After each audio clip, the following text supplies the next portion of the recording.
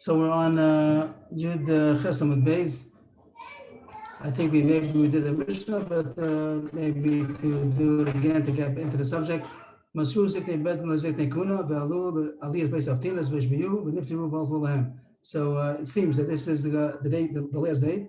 The Shvuah probably is only says that here that they took him first the words and then the pshat that the Ziknei Bezdin who have been teaching him for the 7 days, so they gave him over to the Ziknei Kuna, the elders of the Kohanim, and they took him up to base of Tinas, which was the Lishka, where they made the chamber where they made the Ketores, and that's what he's going there in order to learn how to do the Ketores. The Gemara is going to say, and they adjured him to do the Ketores the right way on Yom Kippur, and then they left. It's not clear in the Mishnah, I think, if the Ziknei Bezdin are the ones who made the Shvuah, or the Ziknei Kuna did, and they gave him over to the base of Tinas, they're the ones who are going to teach him. Maybe it's not so clear. And what was the Shvuah? Ishi Kohen Gadol anu shluchei Bezdin v'atu shlucheinu shluch Bezdin mashbir nanu alecha b'mi sheshikin shmo b'bayis hazeh shelo t'shanu davu mikom ma she'amanu lecha. We are the agents of Bezdin, and you are our shliach and the agents of Bezdin, and we are therefore adjuring you to the name of Hashem that you should not do different from anything that we taught you. And the Gemara is going to say there was an issue that the Tzdukim did different, and there was a suspicion that the Kohen Gadol was Tzdukim, so therefore they had to make the Shvuah. And the Kohen Gadol would turn to the side and he would cry. The Gemara is going to say the fact that he was suspected, and they would cry because they had to suspect him, as the Gemara is going to say. And then, now in the Mishnah alone, you don't see that this happened all 7 days. In the Mishnah alone, you could have learned that this whole thing of learning the Ketores and the Shvuah is only the last day. But the Gemara is going to say that it was all 7 days. But that only means the learning of the Ketores. The Shvuah, the L'chara for sure, is not going to be 7 days. The Shvuah is going to be only one time. No reason to make a Shvuah many, many times. The Mishnah continues in Chacham Dorish. Now it's the night of Yom Kippur, and he's up the whole night. Rashi says the reason is in order that he shouldn't fall asleep and have an emission in his sleep. The Gemara doesn't say so openly, I think, but Rashi says that's the reason why we wanted that he shouldn't sleep. If he's Chacham enough to be able to, Talmud Chacham to be able to darshan, Rashi says the halachas of Yom Kippur. So, or Dvar Halacha doesn't say the halachas of Yom Kippur, but Dvar Halacha. That would be like Torah Shabbat Pemor. So then he should teach, and people listen to him. If not, then Talmidei Chachamim who are able to darshan will darshan, and he'll listen. That also will keep him up.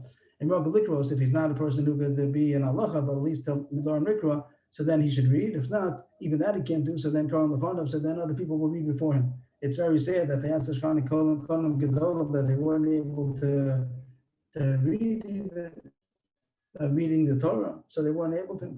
But Kohen Lefanov, what did they read at night if it was necessary to read before him? If he's reading himself, so whatever he's reading, but in order to read before him, it has to be something that will be of interest, that will keep him up. The Eov, Ezra, the Yomim, different books that are seemingly that they've chosen them, that should be interesting. That's what Rashi seems to say. There might be other reasons why Dafka these three, according to the Tanna Kama, Schar ben Kvuta Lomer, Pamim Karbin Karisi Lefana with Daniel. Schar ben Kvuta lived at the time of the base of Mikdash, and he said many times, I was the one who read before the Kohen Gadol, and I read Daniel. And the Mefarshim seem to say the Rambam says any kind of ksuvim. At least according to Schar ben Kvuta, is not limited to any particular book. Daniel was just an example, and he could read any ksuvim which would be interesting to him. Tana Lalam Dochafina. The Brisa says that the purpose of taking to Lishkas based on Tina was in order to teach him how to do Chafina. The word Chafina means a handful, 2 handfuls, and that's we'll see later on that there was a art how he's going to be able to do the Ketores and the Kodesh HaKadoshim. The issue is going to be no one's with him; he's by himself, and he has the pan of the Ketores, and he has a kli that has the Ketores, and he has to get the Ketores into his hands, into both of his hands. His hands are cupped together, and he has to get the Ketores, and there's no one there to help him. How could he accomplish that to get the Ketores into his hands? That seems to be the Kasher Shabbat Mikdash. So we'll see later about it, but it says that's the reason that they taught him over here, and that's why they brought him to Lishkas Beis Avtinas. I just would like to put up a chart. If everybody has a Gemara, so then maybe it might help a little bit to have the chart on the whole time. If not, if people want the Gemara text on, so then I'll take it off. But if not, then I'll just put on the chart. Maybe it'll help. It's a very amateur chart, but maybe it'll help to just keep cheshbon as we go along. So the Gemara is going to talk about. The Gemara is going to let's say first what the Gemara is going to be interested in. The point is that it says in 2 different verses where the Lishka of the Kohen Gadol was, the chamber of the Kohen Gadol. After Gemara finished, this Mishnah said that the Lishkas Beis Avtinas that the Kohen Gadol every day, the way the Gemara understands, every day of the 7 days he went to learn Chafina by the Lishkas Beis Avtinas. So that's also called one of his chambers. There was a chamber where he slept, the Lishkas Parhedrin. That was the place that he slept for the 7 days. And then there was Lishkas Beis Avtinas where he learned Chafina. And every day he had to be in both. He slept in one, and the other one he learned the Ketores. And the Gemara is going to bring proofs from different brises that the two chambers were on two different sides of the courtyard. This is the courtyard in the middle, and on the north side, we find here there's going to be a Lishkas Kohen Gadol. We'll get to that in the details. And also on the left, this is not a dot. This is just the hole in the daf defet. So that doesn't need to be a dot. But over there, it says also Lishkas of Kohen Gadol. The two arrows are pointing to two Lishkas of the Kohen Gadol. And the Gemara is going to say that one of them is his living quarters. One is the Parhedrin where he sleeps, and the other one is the Lishka of the Avtinas where he learns how to do the Ketores. And the Gemara is going to try to figure out which one is which is which. It doesn't say openly. We know Lishkas Parhedrin is the one where he slept, and Lishkas Avtinas is the one where he learned Ketores, and they're on two different sides of the Azara. And the Gemara is going to have a suggestion or try to figure out which one is which. So that's what the Gemara is going to do now. And there's a lot of information that comes in besides this point. There's a lot of other information that's coming in besides this point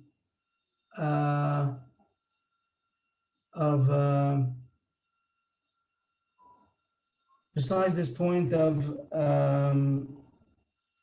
where the Lishkas are.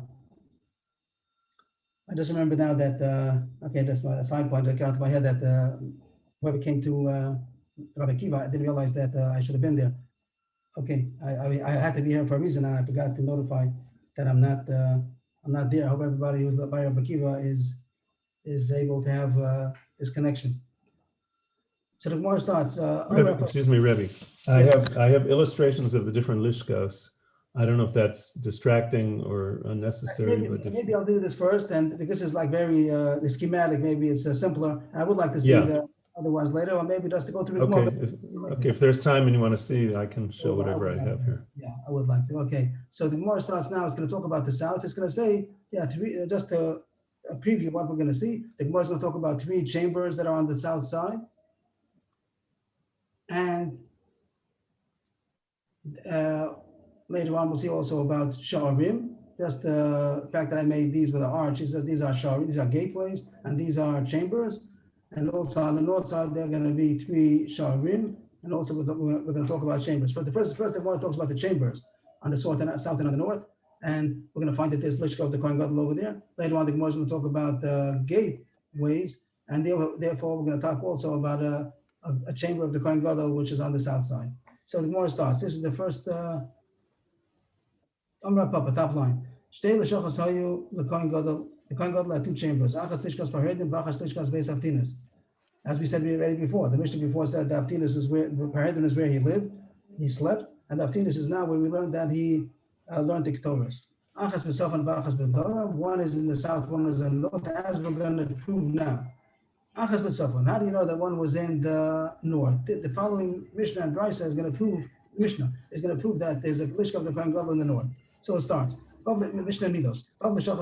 There were 6 chambers in the Azara, just the chambers now. That's going to be 3 on the south and 3 on the north. Now we're going to list the 3 that were on the south side.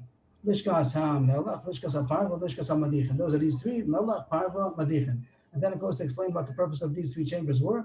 Lishkas HaMelech, Shesham Yonosin Melech LeKarban. That was where they stored the salt for the Karbanas. Lishkas HaParva, Shesham Yomoch Hanoas Kachim.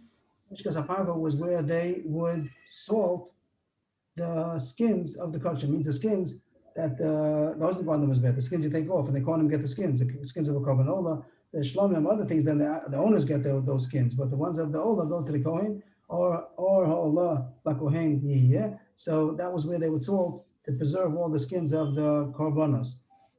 The word parvat, I don't know what it means. Nowadays in Hebrew, it came that the word parvat means a fur. I don't know where they got that from. It could be from this Gemara, that because a parva was for the furs, for the skins, but I don't know if that's correct. Also, agav, this is a side point on the roof of the parva chamber, was a mikvah. That's the place where on the roof of the Lishkas Beis Parva would be the place that the Kohen would be immersing himself during Yom Kippur Avodah. And then the third one was Lishkas HaMadichin. Madichin means the place to wash. What do they wash? Shamayu Madichin Kirvei Kachim. That's where they would wash the innards of the korbanos. So sometimes we had the tables outside in the Beis Hamikdash B'chayim, that seems to be for washing some things, but the things that needed more of a thorough washing, maybe it was had more of an odor, things like that. It wasn't like the stomach. So then they would clean it in the Lishkas HaMadichin. Umisham, also over there in the Lishkas HaMadichin, Mesiba Ola Legag Beis HaParva, there was a staircase. A Mesiba means a spiral staircase that in order to get to the roof of the Beis HaParva where the mikveh was, that we said a second ago, so the staircase would be in the Lishkas HaMadichin. You didn't go into the Parva in order to get to the roof. You'd have to go into the Madichin in order to go to the spiral staircase to get to the roof of the Lishkas Beis HaParva. So those were the three chambers on the south. Now it talks about the three chambers on the north. Gimel Shevet Safon, Lishkas HaEitz, Lishkas HaGola, Lishkas HaGozis. So those are the names of the three. I put it this way in a triangle because what the Gemara is going to say soon. So far I would have made it in the three in a row. Eitz, Gola, Gozis. What are these things? What are these all about? Lishkas HaEitz. What is Lishkas HaEitz all about? Amar Rabbi Eliezer ben Yaakov, Shachachti, Ma'aseh B'Shemesh, I forgot. This is interesting. Again, once again, we see Rabbi Eliezer ben Yaakov, when he doesn't know something in Midos, he says, I don't know. The Gemara could have brought a ride from here also, that the author of Say in Mesachas Midas is Rabbi Eliezer ben Yaakov, said me before, he said about Ezra's notion, he doesn't know which is the southwestern Lishka of the Ezra's notion.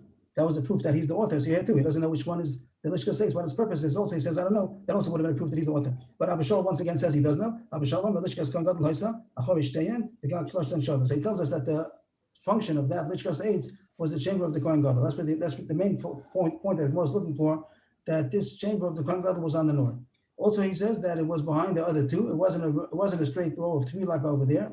Here it was one behind the other two. And Gag Shlosh and Shabbos, there was one roof that was one roof for all three of them. If you went to the top, it would be one big roof. So that was what the Lishkas HaEitz was, the Lishka of the Kohen Gadol. Lishkas HaGola, what was that about? Shammai Yabor, a Gola, Vagal Galas and Allah. That was a bore. There was a well of water over there, and Rashi says it's called Bor Gola because the only Agola are the ones who had dug it out in the second Beis HaMikdash. It seems in the first Beis HaMikdash it wasn't there. And it says there was a pulley over there, some kind of a system in order to be able to bring water. Rashi says all the water, the Gemara says, that was the source of water, that whatever water they needed in the Azorah, it came from that. That Lishka was the source of the water. Lishka Sagazis, that's the famous Lishka Sagazis. That's what the Sanhedrin said. The word Gazis means a hewn stone. I don't know if that means that was the only one that was made out of hewn stone. I don't know. Shamaya, Sanhedrin, Shal Yisrael, Yosheves, that's where Sanhedrin would sit. Now, the truth is, the Sanhedrin, they're the ones who made all the psukim. They were the legislative body that decided law. But here it doesn't say that. Here it says that one function of the Sanhedrin was in order to verify and to investigate the kashrus of the Kohen. And when the Kohen came to serve, they would check him out to see if his yichus was good. He didn't get puzzled. He wasn't a cholo. So that's what they would do. One of the functions. Very interesting how the Mishnah chooses only one of that function. It seems like to be a very secondary function. It isn't their main issue, but that's what it says. For Damas a Kohanim, they would judge the Kohanim to see who's kosher. If somebody was investigated and he was found to be disqualified, so then he would dress with black clothing, cover himself with black clothing, and he would leave. But the Shalonim Sebop, if he was not possible, he was kosher Kohen, he'd put on white clothing. Of course, he'd have to put on put on big day kahuna. He'd go in to do service. So all this that's the end of this Mishnah in Midos, and we brought it the whole thing just to talk about that Abba Shaul says that Lishka says was the Lishka of the Kohen Gadol, and that was on the north. So we have proven so far that there was a Lishka for the Kohen Gadol in the north. Took a long time, got a lot of bonus, a lot of other information. But that's the reason why we brought it all down. Then it continues. Achas B'Darom. We're in the 6th line, and now we're going to go to another Mishnah and prove over there that there's also a Lishka of the Kohen Gadol in the south. How do you know that? There were 7. There were 7 gateways. Before we talk about chambers, now we talk about gateways. Gimel B'Saf and Gimel B'Darom. Once again, 3 in the north, 3 in the south, and here Echad B'Mizrach. One also was in the Mizrach, in the east. That's going to be Shani Kano. So it's going to explain. Now it starts explaining on the Doron. Shebedorom, Shar Adleika, Sheni Lo Shar Korban, Shlosh Lo Shar Mayim. So Gleika, now here it says Korban, but it's going to say soon Korban on the other side also. So the Bach here says that the Gersa might be Bechoros. Shar Adleika, Shar Bechoros, Shar Mayim. Okay, those are the three gateways. Sheba Mizrach, the Shah Nicanor. That's the famous it's the eastern gate. Over there, we know that the doors that Nicanor had removed an effort to get those copper doors when there was a storm in the ocean. And then also Agav, there were another two chambers on the sides.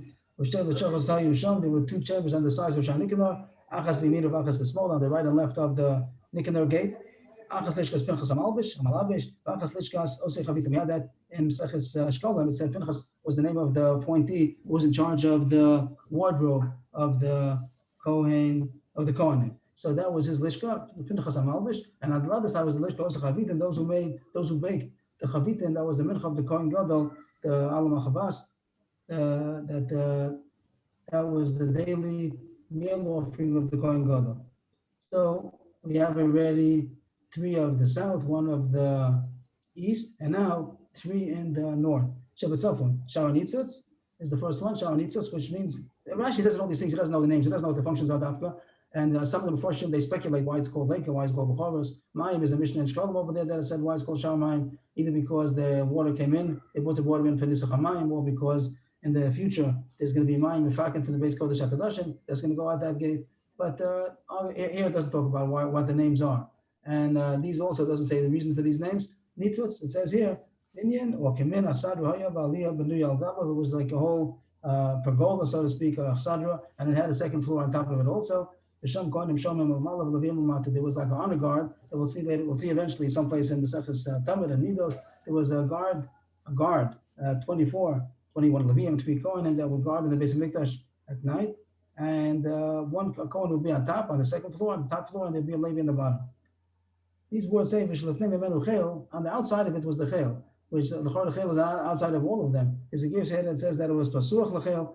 The Chel is the area outside the Azora, and I'm not sure what the Chiddush is that there's a Chel outside. The Chel is right outside. So of all these gates, the Chel was right outside. I'm not sure what's intended when it says that the Chel, that the Sha'anitzos open up into the Chel. Then before we talk about what it might mean, maybe it means the top floors open up to the Chel.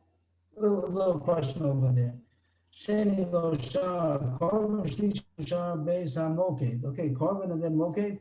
Those are the 3 sharim. The Tanya. So in the Mishnah alone, it just tells you the names of the 7 gates, and it didn't say anything about a Kohen Gadol. No Lishka Kohen Gadol. But the one piece of Brisa, which is going to give us that added information that there was Lishka the Kohen Gadol next to the Sharamai.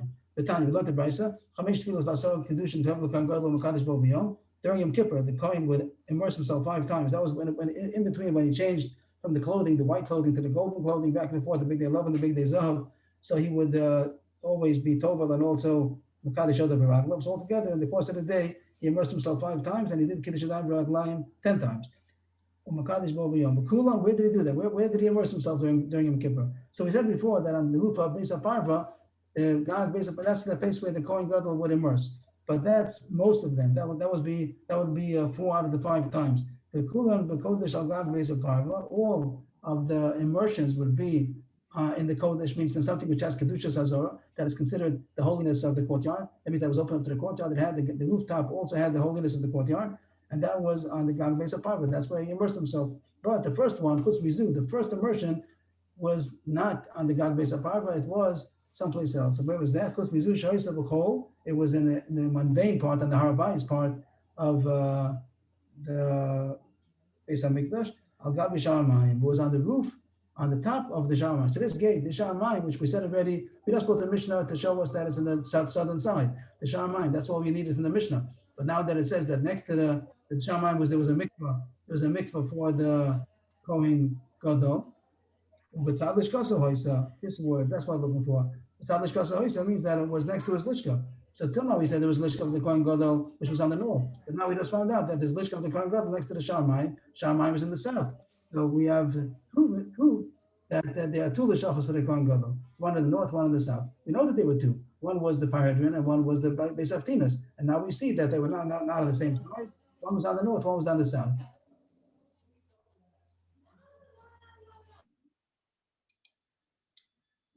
V'lo yadana ilishkas Parhedrin b'tzafon v'lishkas Beis Haftinas b'dorom or lishkas Beis Haftinas b'tzafon v'lishkas Parhedrin b'dorom. Papa's talking. He's talking top of the page, and he says, but I don't know which is which. I know now that there are 2, one in the north, one in the south, because we proved it from the Mishnah and the Brisa.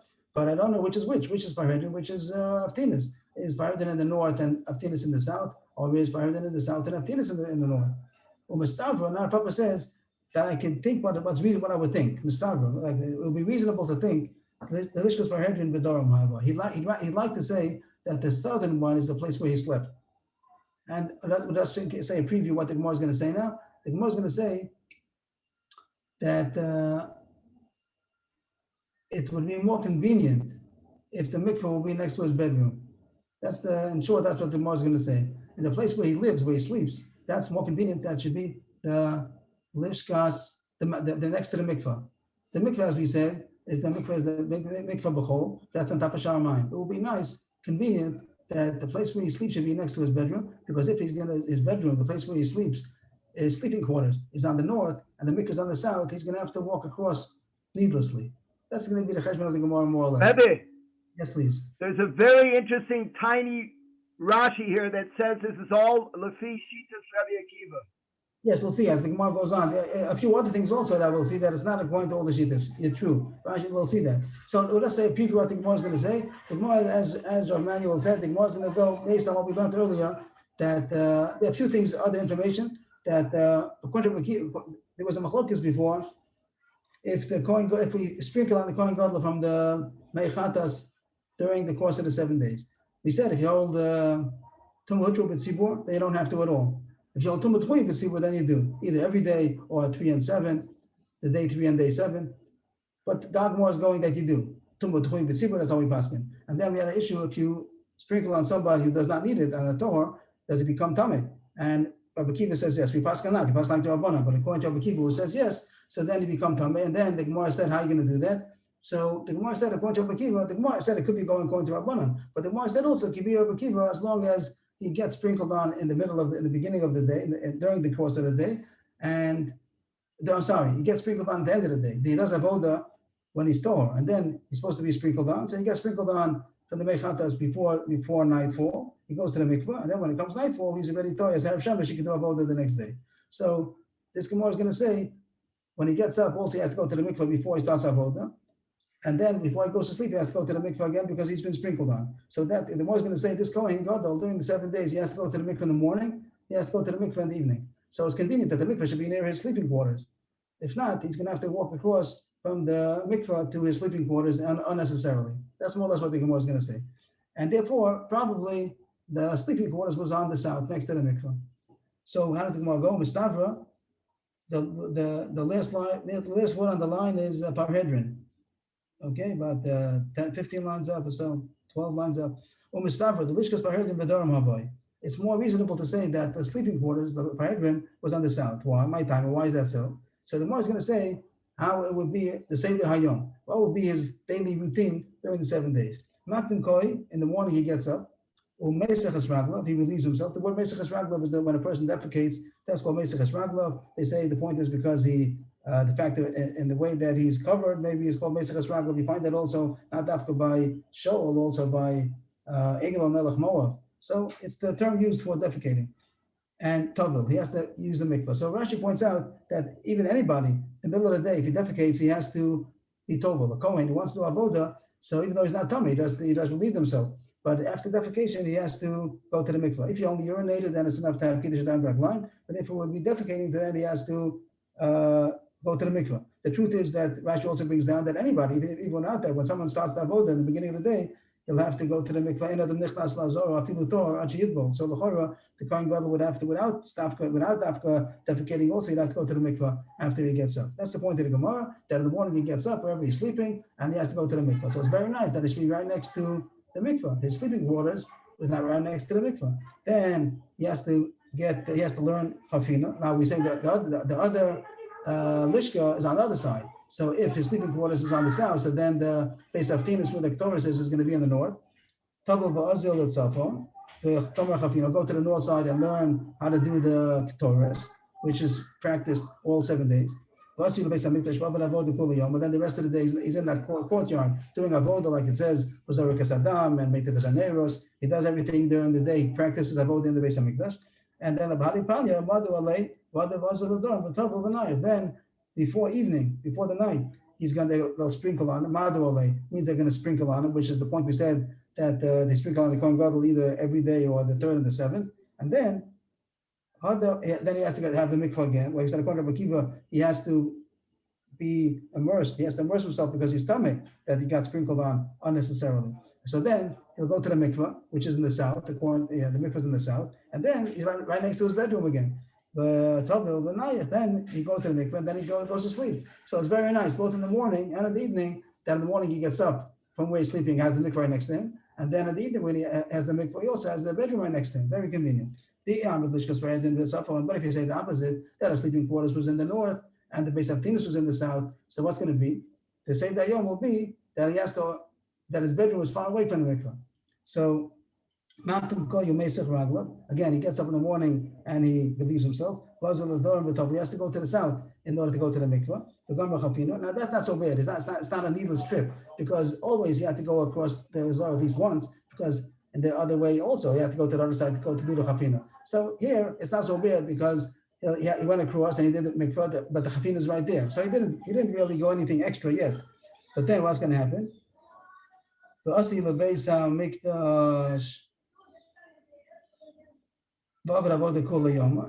learned chafina, now he's in the Beis Hamikdash in the Azor the whole day doing avoda, and then at night, then before evening they're going to sprinkle on him, and again he has to go to the mikvah. Where's the mikvah? The mikvah is in the south, and then now it's going to be an extra trip. Now to go from the mikvah to go to sleep, he has to go back to the north. That'll be a needless trip. Then he has to go to the north in order to rest. So that's it. Why make him exert himself so much?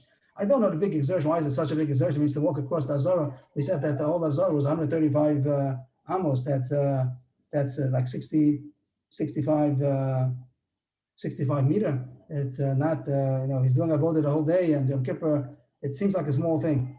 So probably the point is, it's not, why make it any more inconvenient than necessary? It means it's more convenient that the bedroom should be next to the mikvah, both in the morning and in the night. Other way, at least at night, he's going to have a needless, that the mikvah is far away from his bedroom.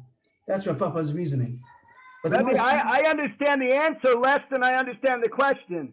Because we see from the Hemshech of the Gemara that the Tzdukim were Moser Nefesh to do what they believe. We didn't see the answer yet, so we have to hold on. After the answer, I want to hear. The Gemara answer is no. On the contrary, we do want to be matriachim. The question was, why needlessly make him exert? The answer is no. We have to make him exert. Why not? On the contrary, we do make him tircha. We do make him exert because we want to make an exertion for him. If he's a stuki and he's not sincere, so that'll be a reason that he's not going to want to be a Kohen Gadol, because he has to exert himself, and that's what Rav Manuel is asking. Go ahead. What's your question? The Hemshech of the Gemara gives you a pliyadik maisa of a stuki who gets the same kinda as Rabbi Akiva. He says, I waited my whole life to do this. Manuel, you have to be with the tzibur. The tzibur, you think you're jumping. So please wait till we see all that. I thought you only want to do one line, but you're waiting for the Amud Beis. So it's also a little, excuse me, it's distorting, Emmanuel. You're too loud. Oh, okay, thanks. I'm sorry. Okay, but we do want to hear, but there's an order that we're not there yet. So the Gemara says that maybe on the contrary, we dafka do be matriachim in order that he should be discouraged from being the Kohen Gadol. It becomes a hard job. Not the hard job is to walk 65 meters. It sounds a little bit strange. But the point is... Excuse me, I'm sorry, but when you start, after you finished explaining, can you start again from Alama? Alama lo, why not? Matrachina leitvei, we dafka make him exert more. Oh, Alama lo, question mark, and then Matrina le to fade. We do want to.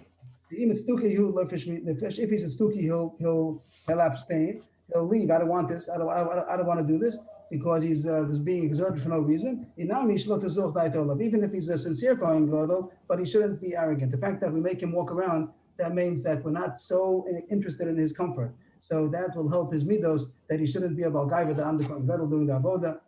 And the one's going to prove it now, that we dafka exert him. Because if you think that it's not dafka to make him exerted, you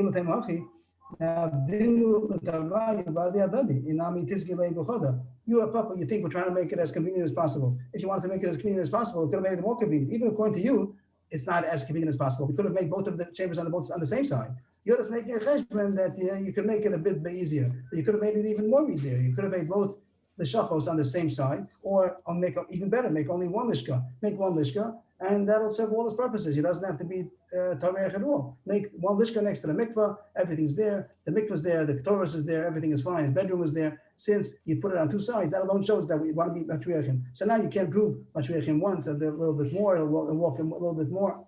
I think the point of the Gemara is to show not that how much of a tircha it is, but the fact that we didn't make it as convenient, that shows that the Kohen Gadol is being told that you're not the top of the thing, and therefore he shouldn't be a Baal Gaiva. And the Stuki, if he wants to be a Baal Gaiva, so then this is not for him. The fact that we show the Kohen Gadol that he's not, we're not interested in his convenience, that makes that sincere Kohen Gadol will not be arrogant, and an insincere Kohen Gadol won't be interested. So that's the Gemara, and the Gemara doesn't prove it. The Gemara at the end seems to say that there's a proof that we have to make it a tircha. If he's not have to make it a tircha, comes out that the one on the right, on the north, is going to be the living quarters. That's the Parhedron, and the one on the left is going to be the Lishkas Beis Avtinas. That's the place where the Torah is. But the Gemara doesn't say openly, but the Gemara does say that, on the contrary, it's more mustaber that the sleeping quarters was on the north. But we got much more information as we went along. We got to know all of the other chambers, and we also got to know the other sha'arim, and we also got to know about the two mikvahs. One mikvah is on the basic part of a kodesh, and the mikvah on top of Shamayim was the chol. And that was the first one that the Kohen Gadol every day travel used that one, and also the first one in Yom Kippur, and the other four were on the rooftop of the basic part. Levi Yaakov, if you have the diagram, maybe it'll help us now. Okay, on which diagram would I show? First, I have the, okay, well, I'll show it something.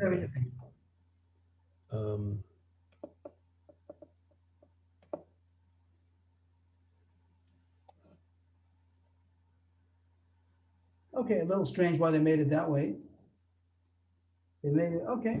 I would have made it a little different. You would have made it going this way, right? Going right, the other way. laterally. Alongside, not all in one. Okay. Okay, and then where did I go here? Also, it should to, only be on top of the parva. The mikvah is only on top of the parva, not on the. yeah, they show it there going a little too far over. And then this is just another example of like what a lishka inside the lishka, where they're showing them how to blow, I assume, right? How to do chafina. Okay, all this is speculation. Okay. Okay, well, so I don't know how many more of these I have to show. I'll show one more, and I think that's enough already. I don't know if we got to this. What is this about? Oh, no, we didn't get there. We didn't get there. Okay. We didn't get there. Okay. Okay, so the more continues, but I'll try to put the screen up again.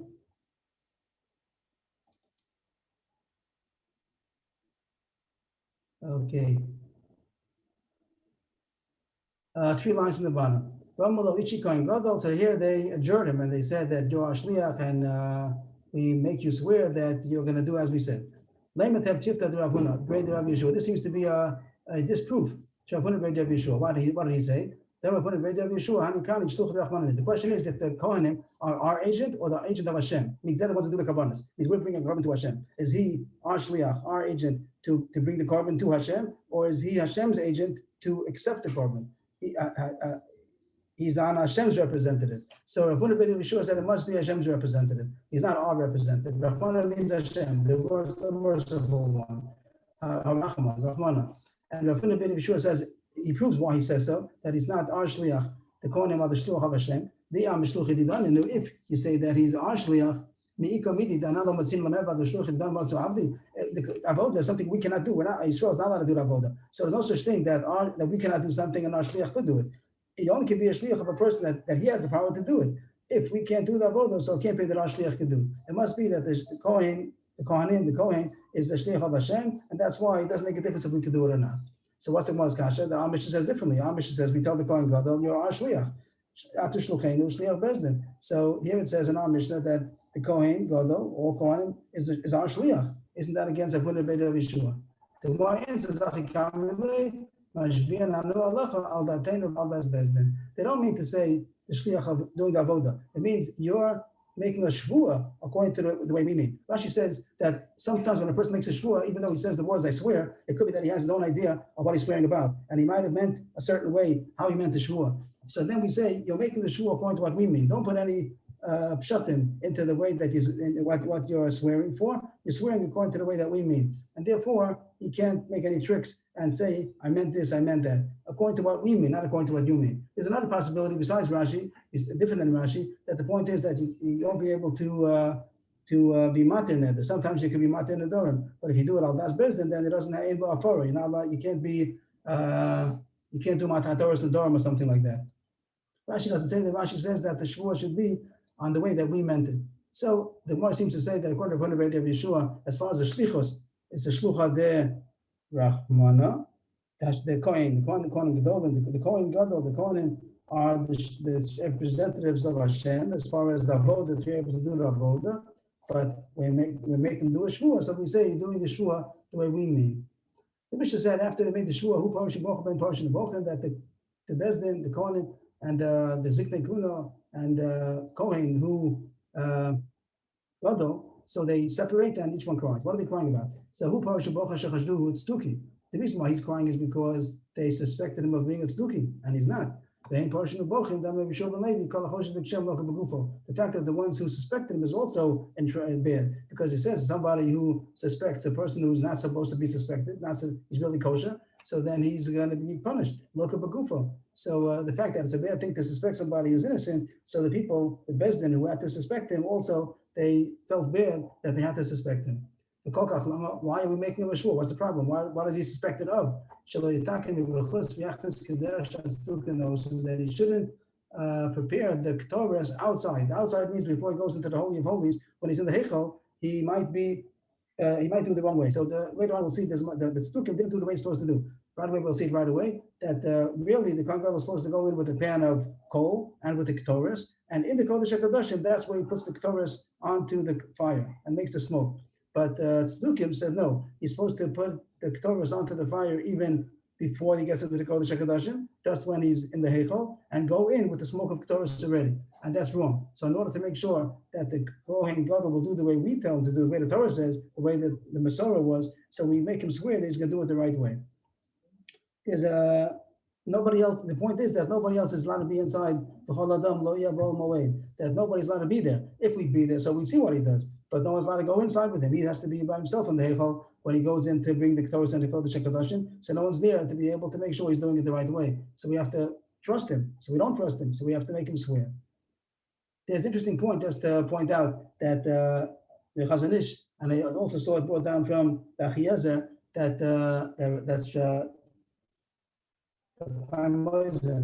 that they point out that what do you gain by making him swear and he'll do the Ketores right? Let's say he'll do the Ketores right, but he's a Stuki. Means the whole reason why you're making him swear is because he's a Stuki. So now he'll do the Ketores right, but he's still a Stuki. Is the avodah kosher if he's a Stuki? Even if he did it right way, he did everything technically, he did everything right. But his Deus, he is a Stuki. He doesn't believe in Torah Shabbat Peh. So they prove from here that he's still kosher. Even somebody who denies Torah Shabbat Peh doesn't make him possible for the avodah.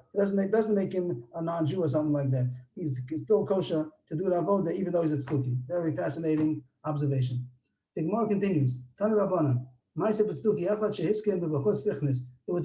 who Kohen Gadol Tzduki, and he did it the wrong way. He put the Ketores outside in the Heichal onto the fire, and then he brought it in when it was already smoking. When he came out, he was very happy that he was able to do the Ketores the way he held he's supposed to do it. His father met him, and he saw he's so happy, he realized what happened, and the father said, what are you doing? You did it the way the Tzdukim say. Even though it's Tzdukim, but still we're scared of the Prushin. I don't think it means we're scared they're going to find out, because here there was no way they're going to find out. He was there by himself. But it means the horror that in theory, maybe we argue, but in Lamaisa to do against the Prushim are the good people. The Prushim are the Chachamim. So it's Tzdukim against the Prushim, but we don't do Lamaisa the way we do. But Amar Lo, so the son said to the father, Kol Yamai, Hayisim with style Mikra, all my days I always was bothered by this pasuk, like Manuel said, this was like the same lesson as Rabbi Kiva said, that all his days he was bothered that he should be Mosa and Nefesh, and then now I have the opportunity. Imam said the same words.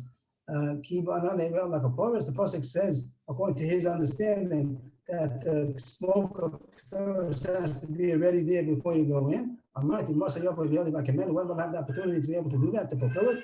And now that I got the opportunity, I'm not going to do it. So you see, it was very Shem Shemayim. This Suki really meant it. He didn't mean just he meant it. That's Shem Shemayim. He wanted to do what Hashem says, but he didn't know that that's not what Hashem said. They say, they said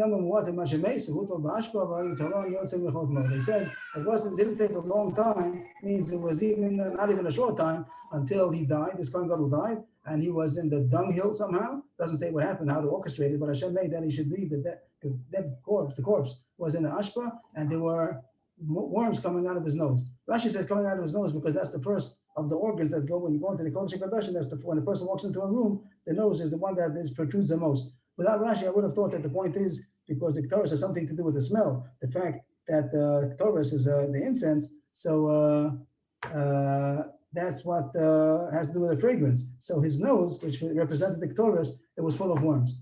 Some say the whole story differently. Not that he met his father, but he's coming out of the Kodesh HaKodashim. He was attacked. The Nigev, Magefa, plague, struck. With the Tani Rabchia, because a place over Baisa came in, Kol Nishma Bazara, they heard a sound in Azor. Azor means in the courtyard, means the people were in the courtyard. He was still inside. He was inside the Heichel. Shabbat Malach Lechavto Al Banav, because a Malach had come and beaten and thrown him down onto his face. He died, and in the not in the Kodesh HaKodashim, but in the Heichel. And his brothers, the other Kohanim, came in and they found like the image, the imprint of a foot of a calf between his shoulders and his back. When it describes the Chayes HaKodesh over there, so it says that they have a straight foot, and the palm of their foot was like that of a calf. So that was the imprint of the Malach who kicked him on his back, and he killed him. So, Rav Emmanuel, now you have the floor. It's just a simple point. From the way you were Mavara the Sugya, you will say that this mice is a Yerei Shemayim, and Shami Afruse is talking about it ain't no Yerei Shemayim, but there's a problem with your teretz. And the problem is that the Avodas Yom Kippur is so entailed, it's so detailed, that anybody who would go through even buying it has to be ready for a lot of tircha. So just adding a little bit of distance to the other side of the thing doesn't make sense. So the point that I tried to say to avoid that was that the point I was showing that we're not concerned with his convenience. He shouldn't feel top of the world. Everything else he's the Kohen, there's a lot of tircha. Every big job has a lot of tircha. The president has a lot of jobs to do. Anybody who's Rosh Hashanah is busy the whole day. But the fact that we show that we don't do everything for his convenience. He's not the top of the story over here, Hashem, and he has to act like somebody who's not. We don't do things for his convenience. On the contrary, we make him that he shouldn't be convenient. I tried to explain that maybe that's the point that the student is not going to want to accept.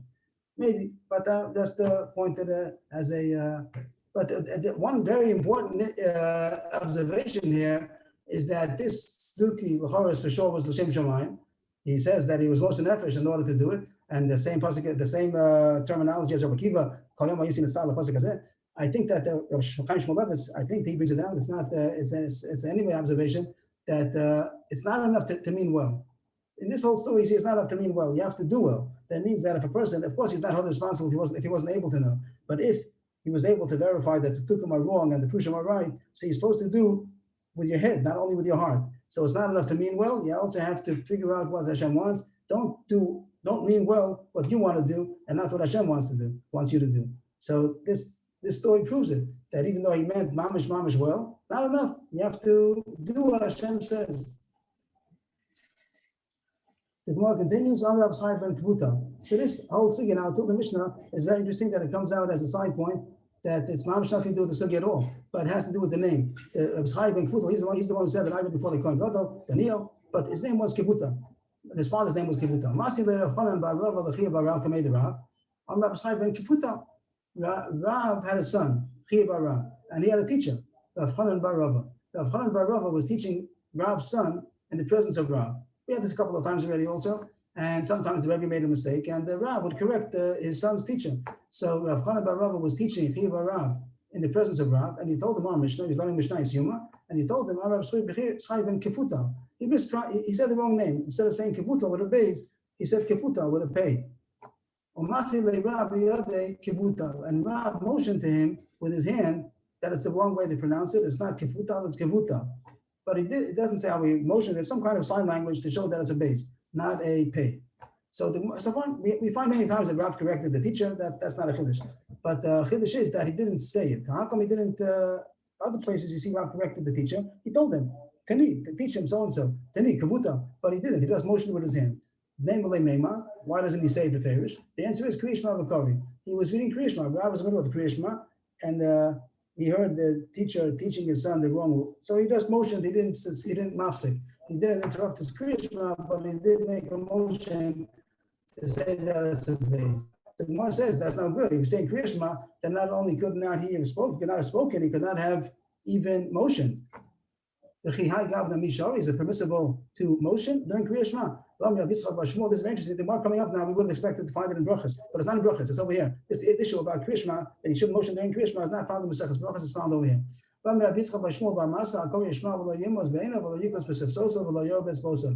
saying Kriya Shema, he shouldn't motion, any kind of motion. So it says with his eyes, with his lips, with his fingers. So Rashi says all these different terminology terms, yermos, yikros, yoga, they're all mean the same thing. It means making motions, but they're different words, both in Hebrew and probably English also.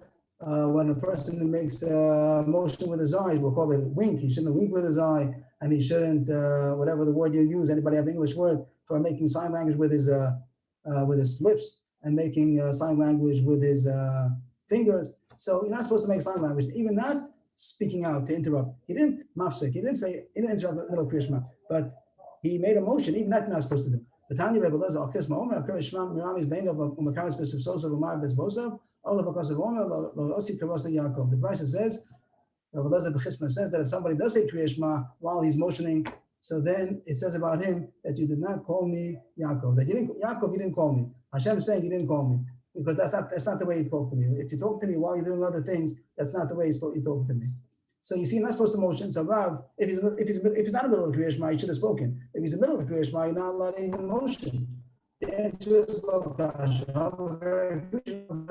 this extra chumrah that you're not allowed to motion is only in the first parak of Kriya Shema. In the second parak, in the second parsha, you're already allowed to motion. You can't speak, but you're allowed to motion. The first parsha, not even to motion. But in the second parsha, you're allowed to motion, you just can't speak.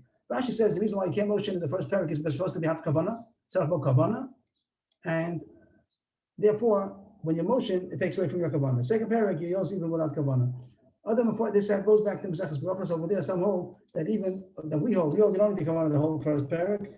We hold kavanah is the first pasuk, or maybe also until Alav Avecha. But even according to we who hold that you don't have to have kavanah the whole first parsha, some hold that these halachas still apply. That it shouldn't be saying Kriya Shema in a relaxed way. You're supposed to say Kriya Shema in the quality, the way you're saying it should be in a way that is more kavua. So therefore, even if we hold that you don't have to have kavanah the whole parsha, but you're not supposed to be ramez the whole first parsha. The Gemara says that the Pashup Shad is talking about to learn Torah. But the Gemara is going to say different drushes. Three drushes the Bryce is going to say. The first one is the second one is we'll come back to explain all of them. And the third drush is so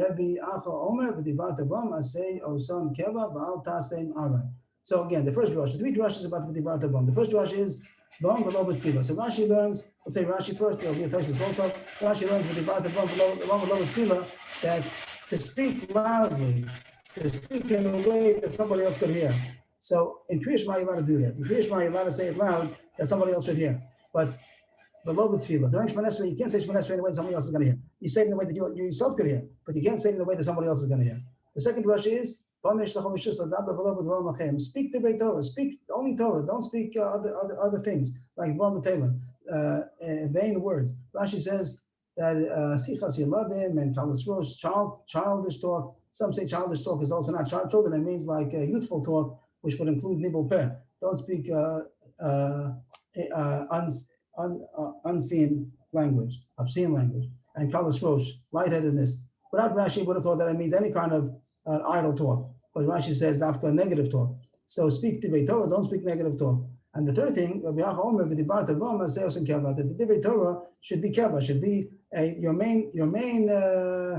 main occupation should be Divrei Torah. But al tasei mare, don't make it something just in passing. Make that the Divrei Torah should be kavua. Some say it's going in Kriya Shema. Kriya Shema should be a way of keva. That's what we said before, that you shouldn't be saying Kriya Shema when you're hinting, when you're motioning, when you're maybe walking. That it should be Kriya Shema should be in the way of keva. Or you say Divrei Torah. Divrei Torah should be keva. You should be your main occupation. Should be learning. Don't make it only based on the middle version we said. If somebody speaks idle talk, he transgresses a positive commandment. It could be it doesn't mean mamish over basei, but it means the idea of the pasuk should never be part of them. This drush, what we just said, the second drush before the brisa, so that shows that you should not speak other words. Not only do you transgress a positive commandment, even a negative commandment. Not a pasuk in the Torah, a pasuk in Koheles. All weary words a person cannot speak. Rashi says he's not allowed to speak.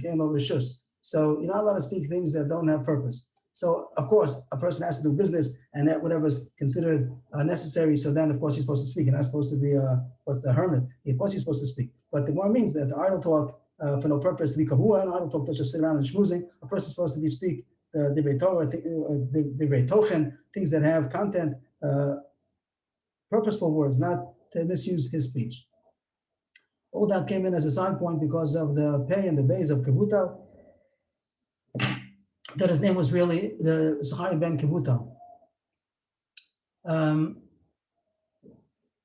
Just to summarize what we learned so far, the whole Gemara spoke about Seder in the last day, mostly the last day, the Seder of how to learn Chafina, maybe did all 7 days, the Shvuah was only the last day, and we made him swear it's not going to change because of the Tzdukim, and we felt bad that we choshed that he felt bad, we felt bad, but that's what we had to do in order to avoid the Tzdukim who do the Torahs in the wrong way.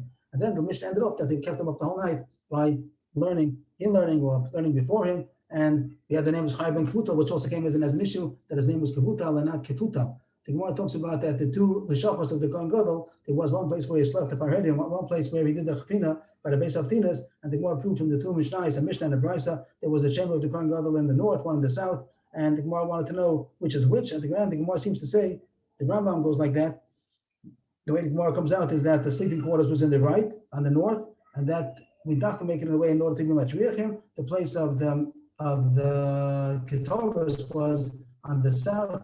That's the place where the mikvah was. Agav, we found out about the mikvah of the Kohen Gadol. There were two mikvahs on the south. One was in the Kodesh, on the rooftop of the place of Parva. Downstairs was a place where they salted to preserve the skins, and on top was the mikvah and Kodesh. And the way to get there was a staircase, which was through Lishkas HaMadichin, a spiral staircase that went up to the roof of the Parva. And there also was a mikvah, which was Bechol, and the Har Bayis part, which was on top of the gate of the Shah Mayim, which was on the south. And according to the way the Gemara comes out, it seems that that's where the Lishkas place of Tinas was, but the Ketorah also was near that place. And the whole Seder in the morning when the Kohen Gadol during the 7 days, so he also has to be sprinkled on according to, if you say the Rabbi Akiva will say that he'll get sprinkled on, he has to have a mikvah before at night. It comes out the Kohen Gadol goes to the mikvah both in the morning and before the night. And Dafka we made the mikvah not in the place of his bedroom in order that it should be a bit of a tircha, either that he shouldn't be arrogant or that the Stuki should not be interested in having the whole avoda. You see, the Gemara said about Kohanim Ashluchei de Rachmana, or else they wouldn't be able to do the avoda since we can't do the avoda. But the shvur was al datein of Aldas Bezdin, not the way you mean to say the shvur, the way we mean to say the shvur. The Tzdukim were they did the Ketores the wrong way. They did the Ketores in the Heichal before they came in to the Kodesh HaKadoshim, and not supposed to do it that way, and that's why we make the shvur. It was the Tzduki was very Shem Shemayim maybe, but he did it wrong, and he was punished either that his corpse was with worms coming out of his nose, or a malach kicked him when he came out of the Kodesh HaKadoshim and he died right there.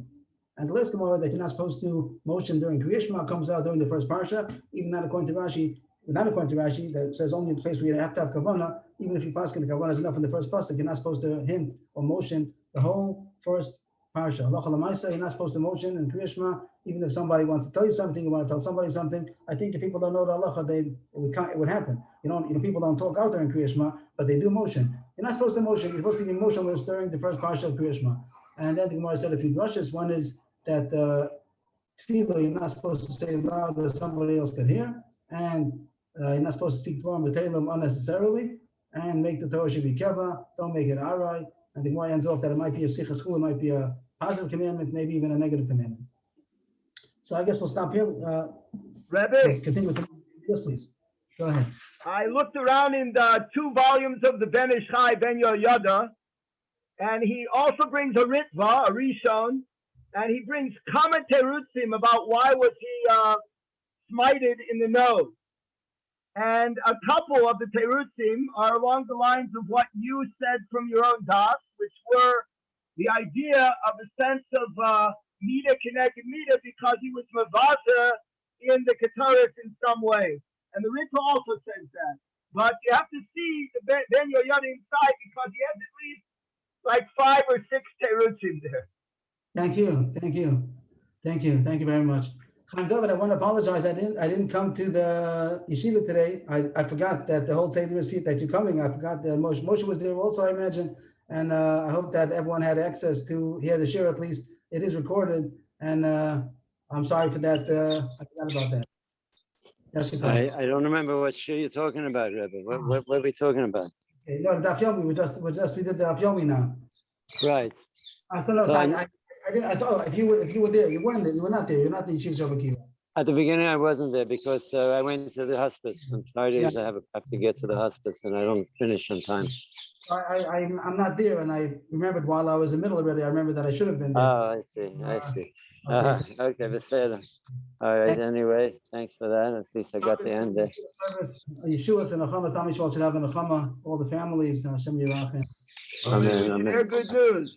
Amen. I do have. I have 3 more lishkas. I don't know if you want to see them or not. Just yes, please do. For interest. One is this is where the lishkas sui. No, I'm sorry. What is this? Sui chavitin.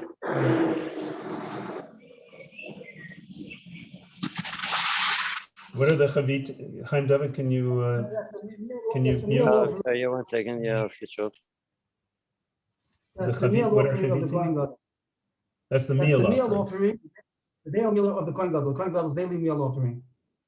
I didn't think they were baked. I thought they were only. It's a machavas, ala machavas. You see that on the left side. You see over there the Kohen with the frying pan. Yeah. So what's going on in the oven? I don't remember. Okay. Was it also baked? I don't remember. Thank you. Okay, I don't know. Okay, that was one, and then there was.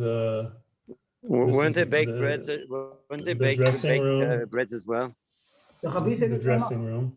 The machvas. Right, but what's going on in the oven is that there also is the option to bake menachot. Aren't there some that are baked? I'm not talking about all menachos. Only chavitin is only the Kohen Gadol's. I see. I think the Gemara did say something about not that Chaim David mentioned it. I think the Gemara in Shkolim that I spoke over there. The pasuk says Menchas pitim. It says something about pitim. Maybe the Gemara says over there you're supposed to bake it and also. Right. That's what I'm thinking of. Right. I think that's. Thank you. So that answers the question, Levi Yaakov. And this is the wardrobe. The wardrobe. So it seems like cubby holes with garments in them. Is that the idea? This is all speculation. This is the artist's speculation of how it might have looked. Okay, and then the last one is there was a boar somewhere. Boar Agola. And here it is. And it had a pulley. Okay, all this, yeah. Okay, very good. Speculation, right? Yeah, okay. Okay, just to help make it seem something more real. Soon. Amen. Okay, have a good Shabbos, everyone. Thank you. Shabbos, everybody. Thank you.